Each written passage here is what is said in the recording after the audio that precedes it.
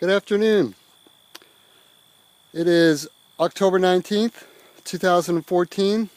Paul here in Nashville, Tennessee.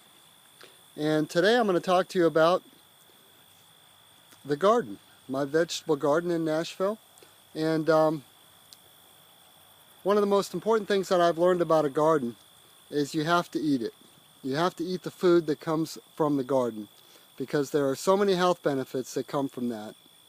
And as usual, I'm in the garden without a shirt and barefoot, as I will show you here in a minute. And looking down here, that's how I like to enter the garden, just like that, with bare feet. And the sun is out. We've had cold evenings and very warm days, and so it's very comfortable out here without a shirt on and with shorts. And I'm going to show you some of the plants here in the garden. And right here we have a row of lettuce, and you can see how amazing it is. And about 2 or 3 weeks ago, I had a bunch of folks over the house. We were talking about nutrition and whatnot, and they all came away with a bag of lettuce from this area. And so the row right here is lettuce, and then right there's another type of lettuce, and then right here we have kale all along here, and then another row of kale. This row of kale didn't get enough water in September. We didn't have any rain in September, and so it's coming up now. You can see the little sprouts, and there's a couple of big plants here and there. And then we have another row of kale here.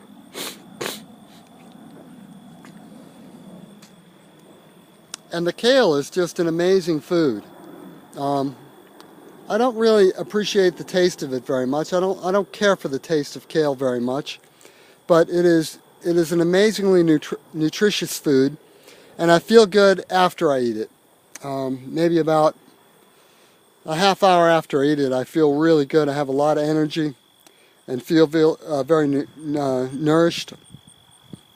And then over here, we have a mulberry tree. Oh, it's about 2 years old, and these grow very quickly in Tennessee.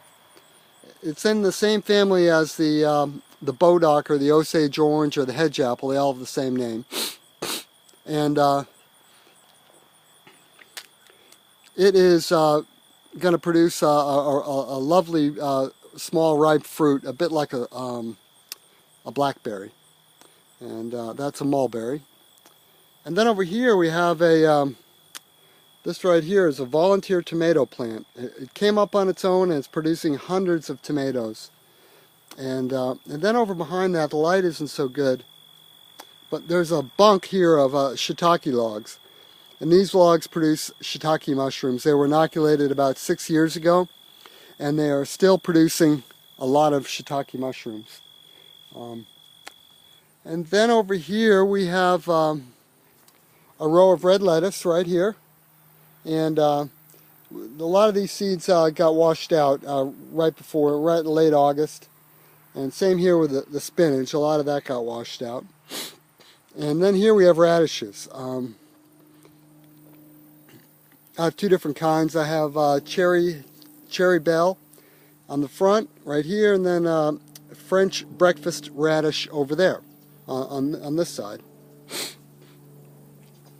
And then over here we have lots of tomatoes, and I'll try to get in a little closer here so you can see all the tomatoes. And there are literally thousands of them all over the garden. And these are volunteer plants. They came up when the squash was coming up, and just have done fantastically well.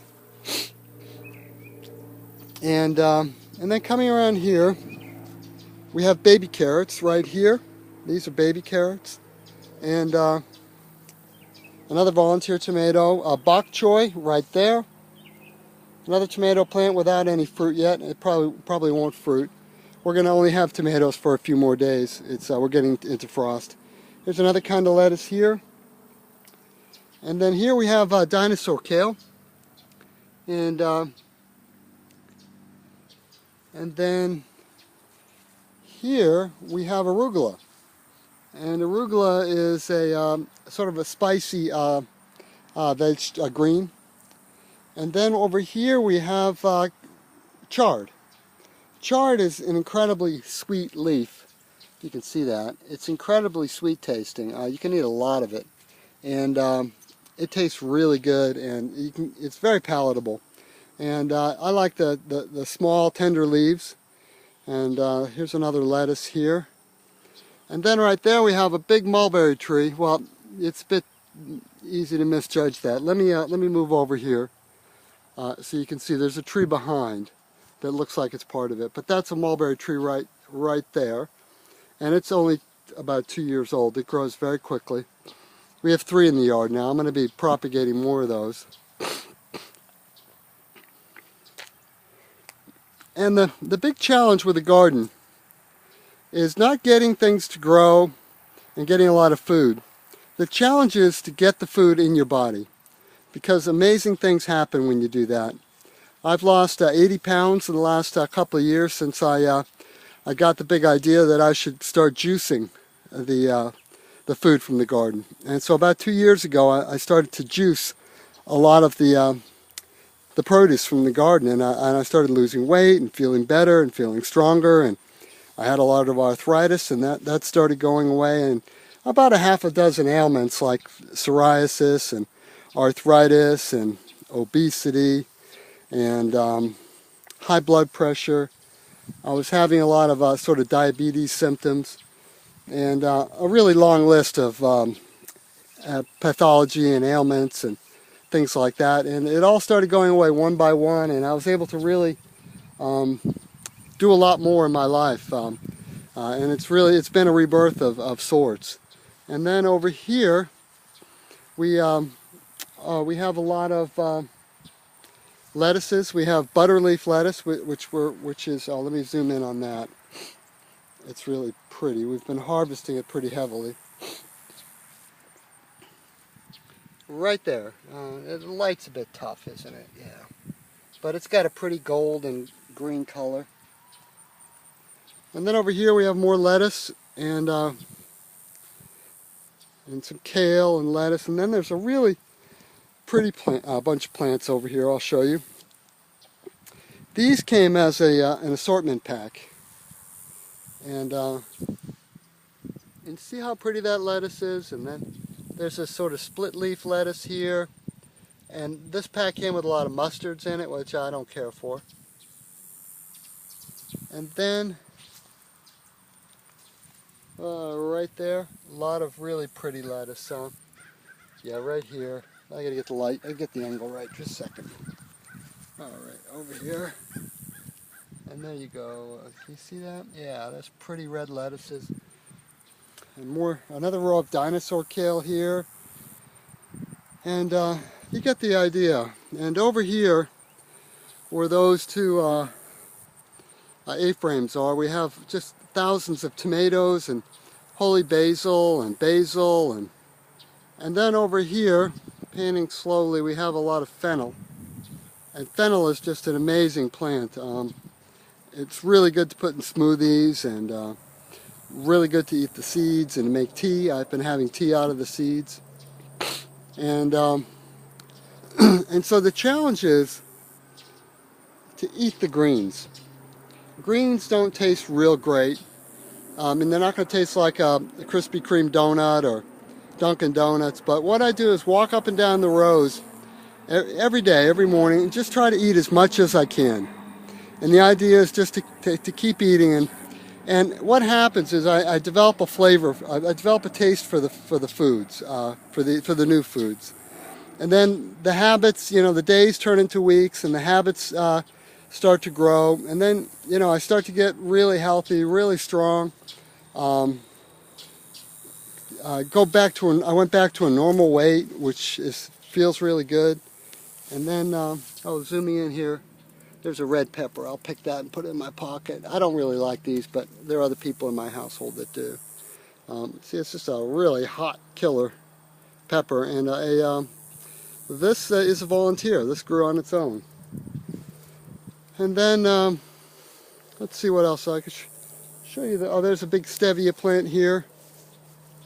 that the bees are working right now. Yeah, it's trying to go to seed. And let me get light a little better here. Yeah, that's a stevia plant. See the little white flowers? Am I focusing? Yeah, there we go. And stevia is a sweetener, and it's sort of like a natural replacement for aspartame or the other toxic sweeteners like saccharin and things like that.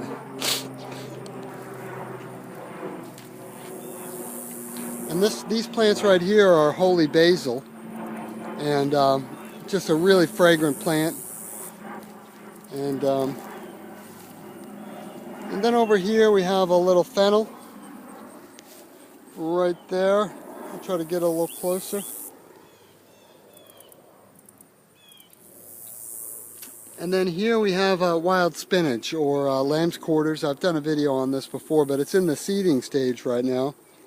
And you can see all the seeds coming in right here, and it's still good. I ate a lot of this morning. I guess it was early afternoon, and that really was good. It tastes good. We're getting a lot of chard right now, and a lot of volunteer dill, which I'll get right in on there. You can see that. That's dill, and a really good plant just to eat and to put in salads and things like that. And then some of the other plants we have are sorrel, lemon sorrel, right in over here. And I spend quite a bit of time in the garden. I try to spend about a half hour, 45 minutes a day, and most of the time I'm eating. Just eating what's here and benefiting from it. And a lot of things make more sense when you're in the garden. It's a good place to come and meditate and to think and to work if work needs to be done. But in the fall, there's not much weeding to be done. Things pretty much go along the way they the way they should. The plants know what to do. And here we have a lot of carrots that are over a year old now. No, maybe about a year old. And they're going to go to seed, and we'll collect the seeds and use them. And what we do is we let things go to seed. We let it come up, and like this plant right here, it is a fennel, and I'm going to harvest these seeds this afternoon. See right here? And all these seeds are really good for tea, and you can just pull them off and eat them. They're really good for digestion and for nutrition. And we also have a lot of cilantro coming up. All along here is volunteer cilantro coming up, and we're eating that. It's really, really healthy and nutritious. And oh, and then over here we have sunflower sprouts. We had a big issue of how to crack the sunflower seeds, and it wasn't working very well. And so now I sprout them right here. And then every week or two I start a new batch, and I put azomite on the row. That's sort of the white thing you see there, the white powder, and that gives a lot of nutrition to the soil, a lot of minerals, and makes it very healthy for you. Then I just come and pull these and rinse them off and eat them. And I don't worry about getting a little soil in my body, because the soil is it's really good for the microbiome. That's all the gut flora, the bugs that live in your intestines, and there are a lot of them. And they need to be fed, and there's a lot of probiotic elements that come from just a little bit of soil. I mean, I don't like the grit, but I don't sit there and scrub them and sanitize them. I rinse them off with a hose and then eat them, and they taste pretty good, and they give me a lot of energy and a lot of strength. So I hope you can enjoy the garden the way I've enjoyed my garden, and you have your garden and you have a place. It's sort of a happy place that you can come and unwind and relax, and just have your bare feet, your toes in the soil, and the sun on your back or your front, and it just feels really good. And it's a place of real rejuvenation and rest, and there's definitely a mutually beneficial element to it. I can't put it into words, but when you start to have your own garden and start to really nourish, and when it starts to really nourish you and feed you, you'll know what I mean. But it's a bit hard to explain in a video. But just give it a try, and I think you'll really enjoy it as I have, and see a lot of health benefits. The exercise is good. Going after these cherry tomatoes, I have to do a lot of yoga. I call it tomato yoga, where I have to bend down and sort of reach into the plant, and it seems the best tomato is always just about a few inches out of reach. So I have to really get down and stretch my legs and my arms, and I get a lot of good exercise from that, and just so many health benefits from being in a garden, and I highly recommend it. And every year, I mean every season, something changes. Like we had a lot of frost this last couple weeks ago, and every time there's an event like a frost or a warming up, certain plants die off and certain plants come to life. Like the tomatoes and the okra are dying off from the summer, and now we're getting a lot of lettuces and kales and walnuts, and a lot of the colder things that come in the colder climate are starting to come online. And that's an amazing choreography to watch, and it just reminds you of how our needs are always going to be taken care of, and how important it is to have faith and to not be afraid of not having food, of being hungry, because every season, every season, and every week, something's going and something's coming, and pretty soon we'll be able to get sap out of the trees, the walnut trees and the oak trees and the maple trees. We'll give sap, and we'll have all the calories that we need from the walnuts and the trees and the sap in the trees, from the nuts themselves, to really thrive. And so thank you for watching my video, and I hope you enjoyed it, and I hope you enjoy your garden as much as I enjoy mine. So peace be with you, and thank you for watching. Paul here. I'll turn it around so you can see me. Paul here, over and out. Bye-bye.